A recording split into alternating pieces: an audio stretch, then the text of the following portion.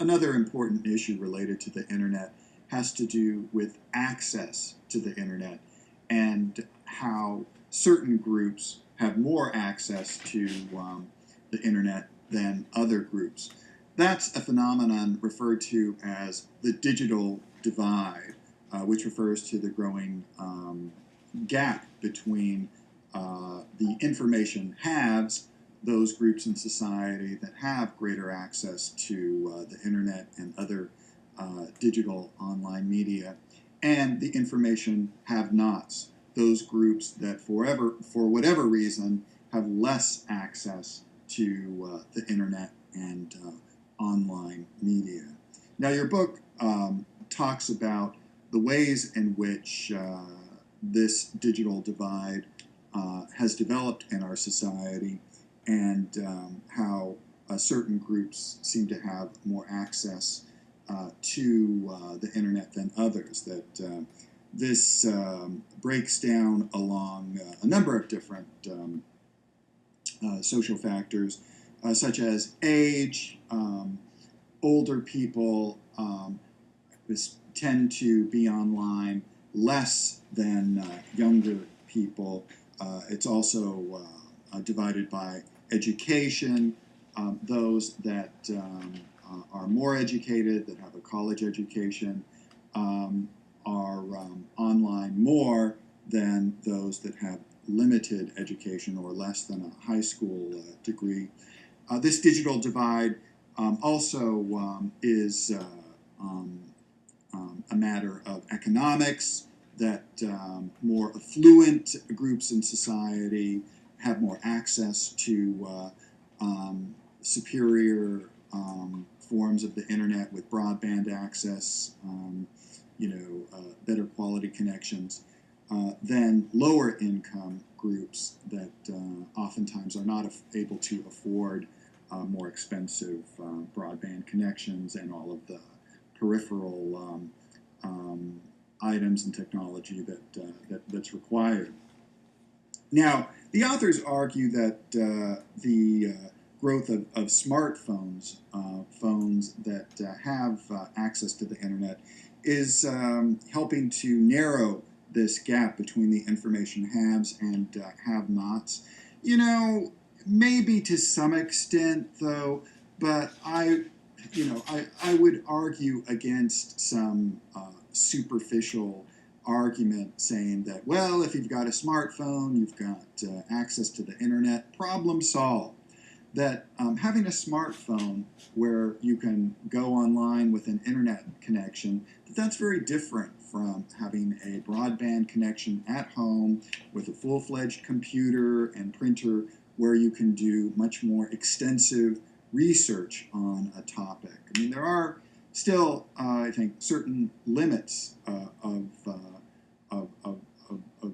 simply having a smartphone as your only tool for access for the internet. Maybe that's something that we can talk about.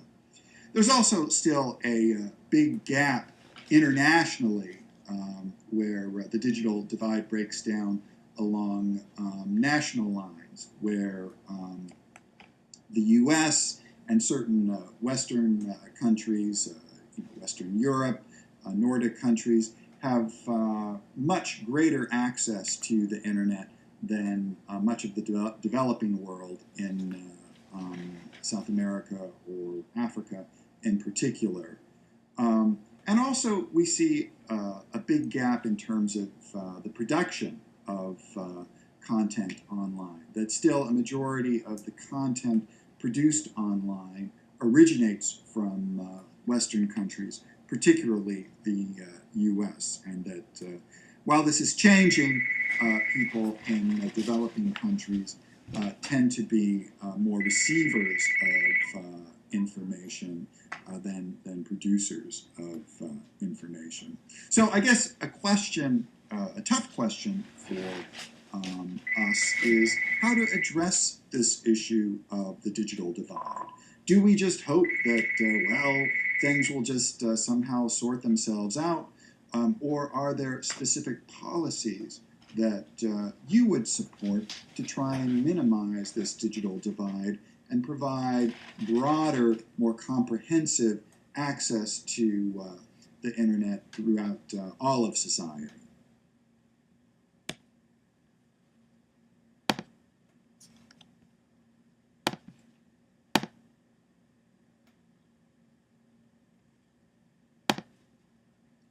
Another important issue related to the internet has to do with this principle of net neutrality. This principle basically refers to the idea that every website and every person who goes online should have the right to the same internet network speed and the same access to the internet. So under net neutrality, the idea here is that if you're a website, that you should have the same right as any other website to post your material online and be able to have it viewed by anybody who wants to. And for the user, the idea is that everybody who goes online should have the right to make use of the internet with the same quality connection, the same speed, the same access to the internet. Well, this idea of net neutrality has been increasingly challenged by internet service providers like telephone companies and cable companies that essentially want to do away with this concept of net neutrality in order to make more money and to make more profits.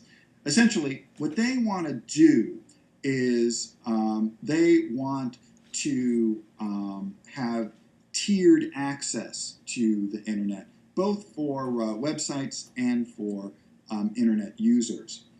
For websites, companies like Comcast want to offer premium services to websites that are willing to pay for it, right? So that if you're a website, you might agree that you're going to pay Comcast more every month to have your service online, so that the quality of your site will be much better than other people that don't have this premium service.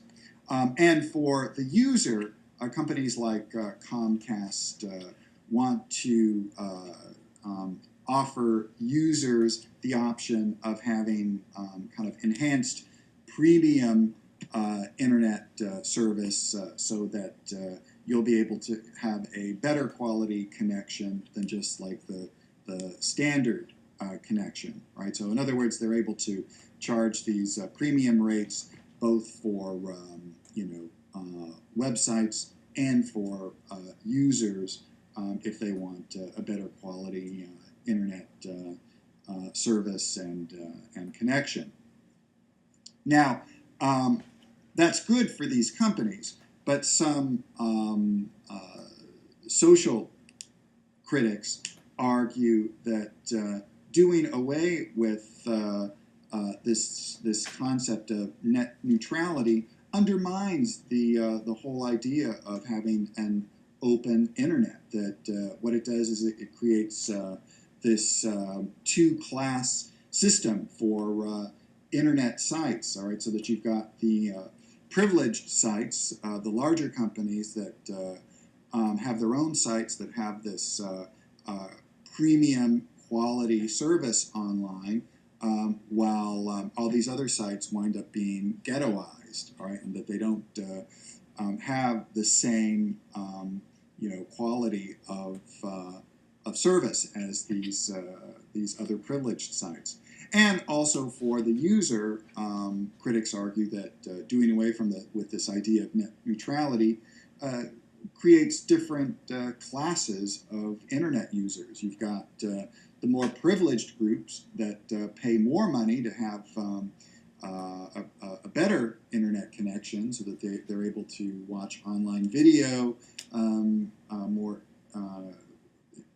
in an easier way and with a better quality image, whereas the rest of the people that don't pay this premium price essentially get more ghettoized service with slower speeds, more service interruptions, and so forth. So what do you think about this idea of net neutrality? Should we, as a society, still maintain this idea of net neutrality, both for internet, websites and for users, or should we allow companies like Comcast to provide this premium service for websites and for internet users? What do you think?